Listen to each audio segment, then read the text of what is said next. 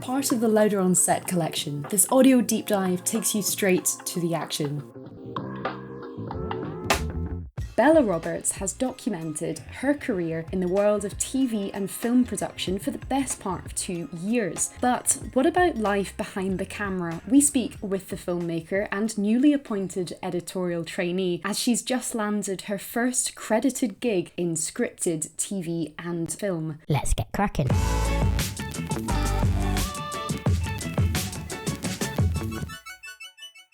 It was definitely a struggle. I mean, I graduated in November 2022, and that was just after COVID. Well, still in the midst of COVID, to be honest, in 2022. And it was during the writer strikes and the acting strikes in America. And what a lot of people don't realise is that although the strikes were in America, a lot of stuff is made in the UK. And so no one had any money to make productions anymore. I graduated quite literally into a fire, what felt like a fire. Yeah. There was just no work, and the people who were getting work were the more experienced people. And even people that I knew who had been in the industry for 40 years were struggling to get work. So if they were struggling to get work, you know, people who have just graduated, it was virtually impossible. I was kind of like, well, where do I go from here? Basically, like, I had no connections to get me into the industry. My uncle did work in the industry, but he is kind of semi-retired now, so he didn't really have, and he was in a total different department to post-production, so he couldn't really get me into where I wanted to be. So I was like, right, I'm on my own then. I used up all the nepotism. I could. Get me nowhere. So, yeah, back to square one. And then I just was applying for jobs, applying for work. The problem is, like, it was like a catch-22 situation where, like, I was applying for work and they were like, you need experience. And I was like, well, how do I get experience without getting employed? And then I applied for this scheme. It was a BBC Access scheme as part of the comedy cohort. And I applied, just not thinking anything of it, got the interview. And I remember when the interview, it was 31st of October, it was Halloween. And I was debating whether I should dress up as a pumpkin for my interview. And my mum was like, that would be a really bad idea, Bella. And I was like, yeah, it would be really funny. And she was like, I don't think... It would be really funny. They wouldn't see the humour in that. And I was like, oh, okay. So I had to dress up smart for Halloween. They you know, at the end of an interview, they go like, oh, do you have any questions? And I was like, oh, what do you guys do for Halloween later? I know, I kept it pretty casual. And I think maybe that's why I wrote. Probably... If anyone's listening, you know, probably not the best advice to go too casual, but just I thought it'd be a fun way. Did they give you an answer? They were like, oh, I'm shutting the blinds and locking my door. I don't want anyone knocking on my door. And then another one was like, oh, I'm taking my little kid out to trick-or-treating. I think that kind of broke the ice a bit, you know. I think they've seen a lot of people that day, and, like, I always thought of ways to, like, make myself a little bit different and, like, make myself remembered, because when you have a lot of candidates, you want to, like, stick out. So yeah, I did actually get that job, surprisingly, and then I should have dressed up as a pumpkin though. That would have really made it, but anyway. And then the scheme got delayed like 3 times, and they were like, we're really sorry we're having to push it back again, but, you know, we can offer you a runner job in the meantime. So then I was running at the post house for, I'd say, 2-3 months. Immediately after that, like literally the next week, I moved up to trainee edit assistant, which is part of that scheme. And then that lasted for a month. And that scheme was really good. I learned a lot, and, you know, I'm really grateful for the BBC for, you know, creating this access scheme, because I don't think I would have got through otherwise. But it was in unscripted, and unscripted, which is like, if you don't know what unscripted is, it's like documentaries, reality TV shows. It's like things that productions that are made without a script in mind. I was like, you know, I don't really like reality TV, and I like documentaries, but I'm not a big fan of editing them. So I knew this is really where I wanted to go. And the thing with the industry is, you kind of have to choose early on what you want to do, because once you move up in roles, for example, if I stayed in unscripted and I moved to like online assistant, then to, you know, like edit assistant, then, you know, editor eventually, once once you're at editor stage and you suddenly turn around and be like, oh, now I want to work in scripted, no one will really hire you because all your connections will be in unscripted and you'll be known as an unscripted editor. So it's quite hard to transition from unscripted to scripted. So I knew that if I wanted to get into scripted, the best time to go into it is early on. So I left unscripted and was unemployed, and I was having no luck because, again, I was in the same situation where I had no connections into scripted. A friend of mine reached out to me who works in scripted, offered me some interview opportunities, so I was really thankful for that. Unfortunately, I didn't get those because I didn't have the experience, so it's like that catch-22 again. That's hard. It's almost like feels like square one, even though, like much of the work must be there must be some crossover. Yeah. Oh, man, it was a lot. And then, how did I get this one? Oh, yeah. So I posted a video on my Instagram page. Basically, I was at my wit's end. I'd exhausted all avenues, and I really felt like I had no other way to get a job other than just to be like, can I have a job? And because of that video, someone from a film company reached out to me, and it turns out she was the head of production. And was like, wow. Yeah, and she's like, I've seen your videos. I don't know why you haven't got work. This is crazy. Let me give you a job. And I was like, was it that easy, guys? Was it that easy? I could have just... Well, you put in so much work, and it's obviously kind of reached those people. So it's just great that she's seen that as well. Oh, man, I was so grateful. And, like, she felt like, when you're just having the worst week and, like, your worst week is turning into your worst month. And it's just, you feel like everything is just kind of coming on top of you. And it's really hard when you have social media as well, like, to put on like a brave face and to like be like, yeah, guys, everything's going really well, when everything's just going to shit. And it's really hard. And no, so she literally was like my knight in shining armor, really, just rescuing me out of like the depths of despair. And she was like, yeah, I'm going to offer you a job. And then I had to meet with the post producer, and I had an interview with her. And on the Zoom meeting, it said interview, and I was like, oh no. I was like, so it wasn't actually a job. It was an interview. So I was there like prepping with questions and everything. And at the end, I was like, just to be clear, like, have I got the job or not? Because it said interview in the Zoom. And she was like, oh my God, I'm so sorry. Like, I didn't mean to write interview. Like, you've got the job. And I was like... The panic. I was stressed so much. Oh my gosh. And then, oh my gosh. So I got the job and I started in September 16th. I started it, and I'll get my first credit, and it will be on like a... it'll be a really good show to have my first credit on, and I'm just so excited to be involved and to to feel like I'm on a proper production and to have the credit, and hopefully by having that first credit I can finally like get rid of that catch-22 situation, get more work, so I feel like it's definitely the start of my career.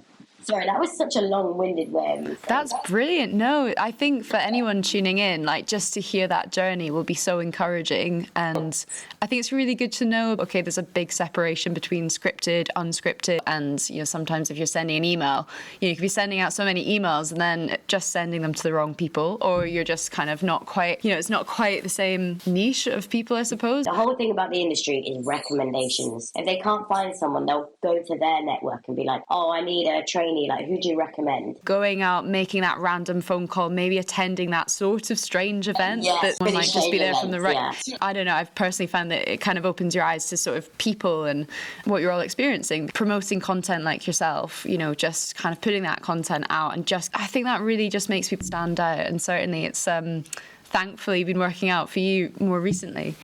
Yeah, no, I'm really lucky. I'm lucky in the fact that I know that I have a platform and I have that privilege to like just put a video out and be like, can I have work? And someone emails me about it. For me, this has always been my plan. Like, I make content not only because I love making content, it's like my hobby outside of work, and it's what keeps me creative when I'm unemployed.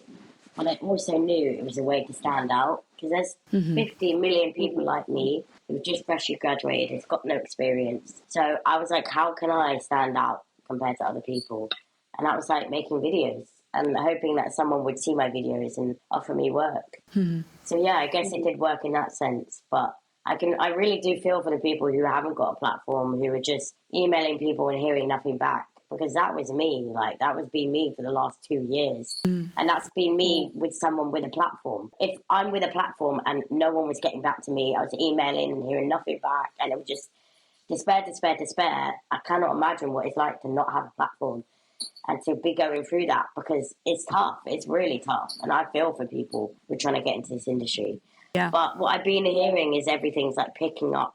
2025 is going to be the year, because productions have been put on hold from the strikes, but it's sort of recovered now. But they were still like unsure about signing off projects, because basically what was happening was when the strikes ended, finally productions that were halted have restarted again. So all the productions that were like halted are now finishing this year compared to maybe last year. And so 2025 is going to be the year where there's going to be new productions. Studios are wanting to sign on to new things. Just keep your hopes up for 2025, because things are definitely moving forward now, definitely. At Louder and Set, it's kind of about looking at the creative industries through an accessible lens and sharing news and features impacting people living with disabilities, working in creative industries, but also to educate organisations and employers about reasonable adjustments. You've touched on living with primary lymphedema, and it's something that impacts your day-to-day. But just to quote the late Stella Young, who's an Australian comedian, she says, "I'm not your inspiration, thank you very much." And just with the same sentiment, I'm interested in asking, what have been some of the highlights and challenges of disclosing that you have a disability within the creative workplace? That is a question and a half. You will have a massive audience. I mean, anyone with a platform is going to be subject to anyone commenting and bombarding you and asking questions. I can't imagine. Yeah, that's a lot. Like I knew when I decided to put myself out there that I would be the subject of many questions, and a lot of, like, there is a lot of, I guess, bad stuff that comes with social media. Like, you get really horrible DMs, you get really horrible messages. And it's stuff that, like, it's weird. It's stuff that you kind of are insecure about yourself. And then when people pick up on it, you're like, oh, that stings so much more, you know? But the thing for me is I've had this in my real life. Like, people have said this to me to my face. So having it on social media is kind of like, it's not as bad, if that makes sense. Like, I'm sort of used to it. Like, that was a lot of my childhood. So, like, as an adult, I'm like, I can cope with it now. Yeah, definitely you get some comments and stuff, and it makes you think, oh, is that how people really think about me? But then you realise, you know, they're just trolls with, like, you know, no lives, so it's fine. That kind of helps my perception of things. Yeah, definitely in the industry, like, it has been really hard to, like, disclose, you know, the fact that I've got a disability, because when I was starting out, I didn't want that to be a reason for people not to hire me. Because there's so many, like, what do you call it? Like, there's so many, the industry is so tough. And, like, when there's so many candidates that are all the same, and then you've got someone with a disability, I don't know how to phrase this in a way that's, like, right. But if you've got so many people that are just, like, are the same, and then you've got one person that's disabled, especially someone with a physical disability, and the job is for running, you might think, well, why am I going to hire someone with a physical disability when the job is very active and it's running, you know? So then I was like, then I'm not going to mention anything, right? I'm not going to say anything, because that would just give me less of an opportunity compared to other people. And that was to my detriment. That's what I've learned. Like, my first ever trial shift, you know, they were like, you can't sit down. And I was like, oh, but I really need to. But that's because they didn't know I had a disability, because I didn't tell them. And so they just thought I was just someone who was just being lazy, right? And so I sat down anyway, and I ended up not getting that job. And for the longest time, I was kicking myself, being like, I should have said something. I should have been like, look, I'm sitting down because I've got a disability. But at the time, I was like, I didn't want to give them a reason not to give me the job. Kind of on that, I remember your stool video, your little snap stool. Yeah. Pretty cool.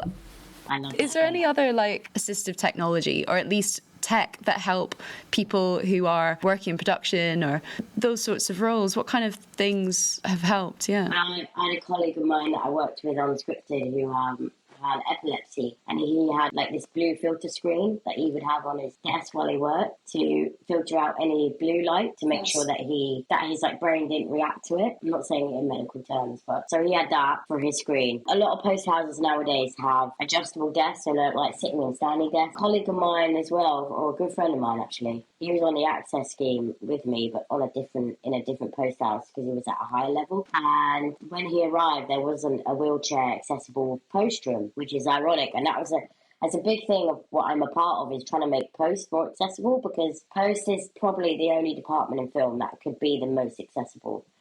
All you do is just sit down for 10 hours a day. Like that is the most accessible thing.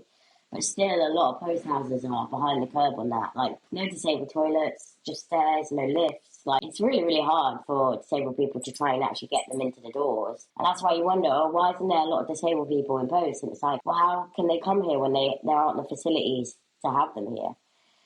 So that's a big thing that I'm a part of, that I'm trying to change. But when he went to his post house, there wasn't a wheelchair accessible room. So they actually built him a wheelchair accessible room, like there and then. And that was his room. But I was just like, why did that need to happen? Like, just until a wheelchair user comes in the room, why couldn't that already be put in place? So that's a big thing about the industry that I'm like, it's a bit difficult about, but they're getting a lot better, like, definitely. And there's a lot of talk about mental health as well, like that's a big talking point. So they are getting better, and there's a lot of, on most productions, at least good productions, that there's an access coordinator who coordinates people with access needs on set. And that's on most of the productions that I'm working on now. So, you know, it's getting better, but it still has a long way to go.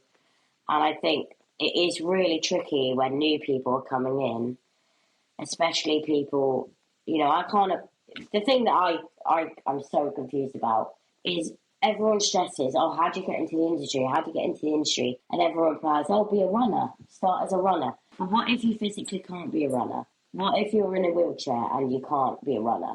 How the hell are you expecting disabled people to come into the industry? If we want more disabled people into the industry, we need the access schemes. We need them to come into trainee programs rather than expecting people just to start as runners, because people can't always be runners, whether that be mental health reasons or physical health reasons. We need to come up with a way where we can have like trainee programs or schemes that I was a part of. That is just like a thing that I've been racking my head around for like the last year when I've been working in the industry.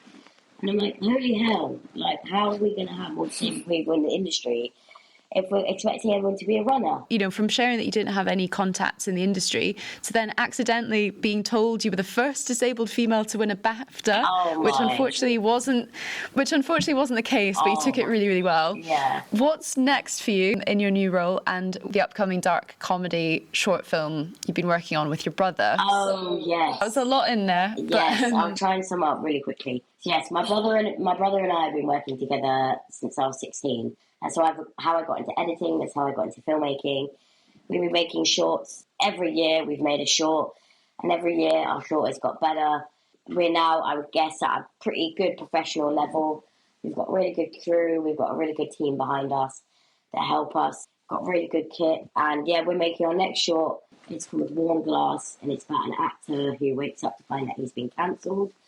And then, like, chaos follows. So that's a really fun short, but that is more a featurette where we're planning to show it to investors to hopefully give us budget for a feature.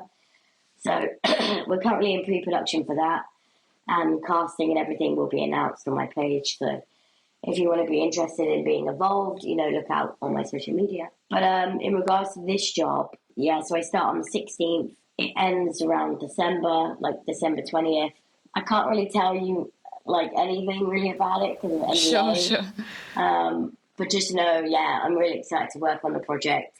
It's going to be really fun, and I can't wait to announce, what I'm working on. But it'll be my first, proper professional credited gig. And I'm just so excited. The team is so lovely. The team are just so caring and nice, and I'm just so excited. And they've been really open to, making sure my access needs are in place. That's a big, green flag from them. And yeah, I'm so excited, and I cannot wait to tell you guys what it is. But I unfortunately can't do it, because if I tell you now, I'll lose my job. So sad days.